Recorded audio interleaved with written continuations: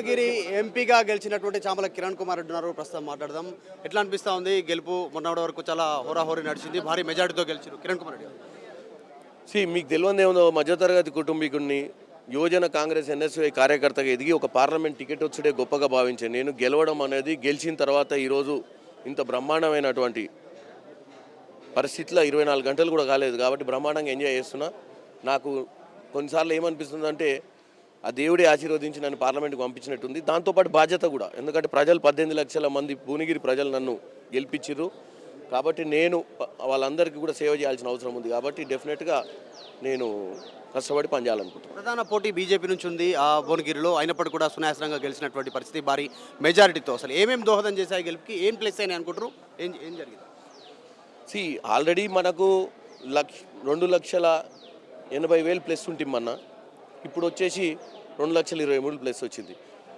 కాకపోతే ఏదో BJP factor, state ఎలక్షన్స్కి నేషనల్ ఎలక్షన్స్కి డిఫరెంట్ పర్సెప్షను, తర్వాత సైలెంట్ ఓటింగు, బీజేపీకి ఓబీసీ ఫ్యాక్టర్స్, ఇవన్నీ నా మీద ప్రయోగం జరుగుతుంది, భువనగిరి సీట్ బాగా టైట్ ఉందని చెప్పి కొంచెం బాగా రూమర్స్ నడిచాయి. బట్ అవన్నీ ఏం చెల్లలేదు. బేసిక్గా ప్రజలు తీర్పిచ్చిర్రు. రాష్ట్రంలో ప్రభుత్వం ఉంది, ఎంపీగా కిరణ్ కుమార్ రెడ్డిని కూడా గెలిపించుకుంటే మంచి డెవలప్మెంట్ జరుగుతుందన్న ఆలోచనతో ఇంత మంచి మెజార్టీ ఇచ్చారు. మొత్తం ఓవరాల్గా ఎన్డీఏ తర్వాత ఇండియా కూటమికి సంబంధించిన రిజల్ట్ను ఎట్లా కంపేర్ చేస్తారు?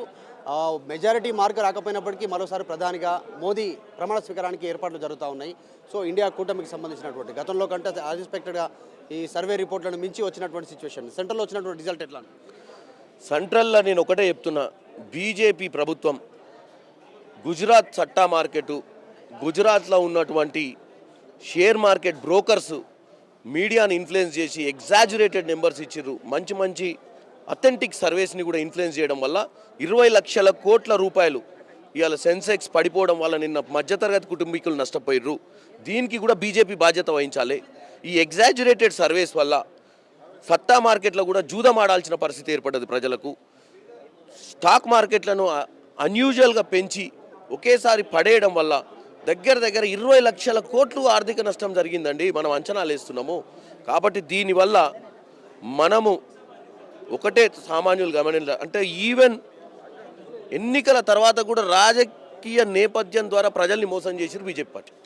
ఆంధ్రప్రదేశ్లో ఈసారి చాలా హోరాహోరీగా ఎన్నికలు జరిగి ఫలితాలు కూడా అట్లా వచ్చినటువంటి పరిస్థితి. మొత్తం ఒక పార్టీని దాదాపు చాలా ప్రజలు తిరస్కరించేటువంటి సిచ్యువేషన్ కనిపిస్తుంది. కేవలం 11 స్థానాలకు పరిమితం, 151 నుంచి అక్కడ వచ్చినటువంటి ఫలితాలు, ఎన్నికల ఫలితాలను ఎట్లా అనిపిస్తూ ఉంది? అక్కడ ఏం జరిగింది అనుకుంటారు సార్ ఇట్లా ఈ ఎలక్షన్కి సంబంధించి? ప్రజల తీర్పు అండి. ప్రజల తీర్పు ఏదైనా ఓవర్ కాన్ఫిడెంట్గా ఉండొద్దు, ఒళ్ళు దగ్గర పెట్టుకొని రాజకీయం చేయాలి. ప్రజలు ఓట్లు వేసిరు కదా, బ్రహ్మాండమైన మెజార్టీస్. ప్రజలు ఎవరికి బానిసలు కాదు, ప్రజలు అన్నీ గమనిస్తుంటారు. రాజకీయాలు అనేది ప్రజల కోసం చేయాలి, మన పర్సనాలిటీ, మన పర్సనల్ గ్రడ్జ్ కోసం చేయొద్దు. జగన్ రెడ్డి గారు టోటల్గా యూటర్న్ తీసుకొని గతంలో ఉన్నటువంటి ప్రాజెక్టులన్నింటినీ నిర్వీర్యం చేయడం వల్ల నష్టం ఎవరికి జరిగిందండి? ఆంధ్రప్రదేశ్ ప్రజలకు జరిగింది. మరి అవన్నీ గమనిస్తారు కదా. ఆరోగెన్స్ డజంట్ వర్క్ అండి. ఇన్లా governance is very important then arrogance ఎక్కువైంది కాబట్టి జగన్ రెడ్డికి క్లాస్ అయిపోయింది. బట్ దిస్ ఈజ్ టోటల్లీ మేము నేర్చుకోవాలి, దేశంలో ఉన్న రాజకీయ నాయకులు అందరూ నేర్చుకోవాలి జగన్ రెడ్డి మీద ఇచ్చిన తీర్పుని బట్టి. ప్రజలేం పిచ్చోళ్ళు కాదు, మనం 100 పథకాలు కానీ గవర్నెన్స్ అనేది ఏందనేది చూస్తారు. నితీష్ కుమార్ తర్వాత చంద్రబాబు నాయుడు కీలకం అంటున్నారు వచ్చేటువంటి ఎన్డీఏ గవర్నమెంట్ ఫార్మేషన్కి సంబంధించి. కేసీ వేణుగోపాల్ నితీష్ కుమార్తో తర్వాత బాబుతో టచ్లోకి వచ్చే అవకాశం ఉందనేటువంటి సర్కిల్లో, పొలిటికల్ సర్కిల్లో చర్చ జరుగుతూ ఉంది. ఆ ప్రయత్నం ఏమైనా ఉంటుందా కాంగ్రెస్ నుంచి? కాంగ్రెస్ డెఫినెట్గా నితీష్ కుమార్ గారికి, చంద్రబాబు నాయుడు గారికి బంపర్ ఆఫర్ ఇస్తున్నాం. మేము ఆల్రెడీ 2014 ముందే మన్మోహన్ సింగ్ గారి ప్రభుత్వంలో స్పెషల్ స్టేటస్ అనేది మా అజెండా, ఇప్పటికి కూడా కట్టుబడి ఉన్నాం. ఆంధ్రప్రదేశ్ రాష్ట్ర ప్రజల ప్రయోజనాత్మకంగా ఉండాలంటే ఎన్డీఏ ప్రభుత్వానికి యూపీఏ ప్రభుత్వానికి సపోర్ట్ చేస్తే ఆంధ్రప్రదేశ్కి స్పెషల్ స్టేటస్తో పాటు స్పెషల్ ప్యాకేజ్ ఇస్తామని చెప్పి చెప్తున్నాం. సో వాళ్ళ కాల్ వాళ్ళు తీసుకోవాలి. క్రెడిట్ ఎవరికి ఇస్తారు మీ గెలుపు విషయంలో? నా గెలుపు విషయంలో మా ఎమ్మెల్యేలు వాళ్ళ సొంత ఎన్నికల మాదిరిగా పనిచేసిర్రు.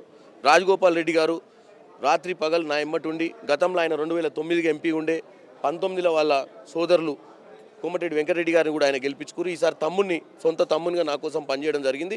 అలాగే భువనగిరి ప్రజలు కూడా కాంగ్రెస్ పార్టీ టికెట్ ఇచ్చిన నన్ను నమ్మి నాకు ఓటేసారు కాబట్టి వాళ్ళకు కూడా నేను రుణపడి ఉన్నా. రైట్ ఇది చామల కిరణ్ కుమార్ రెడ్డి భువనగిరి ఎంపీ తో face to face. Video journalist జాఫర్తో మధు మల్కేడ్కర్, హైదరాబాద్. మరిన్ని వీడియోస్ కోసం ఛానల్ ని సబ్స్క్రైబ్ చేయండి, లేటెస్ట్ అప్డేట్స్ కోసం వాట్సాప్ ఛానల్ ని ఫాలో చేయండి అండ్ లింక్ డిస్క్రిప్షన్ లో ఉంది.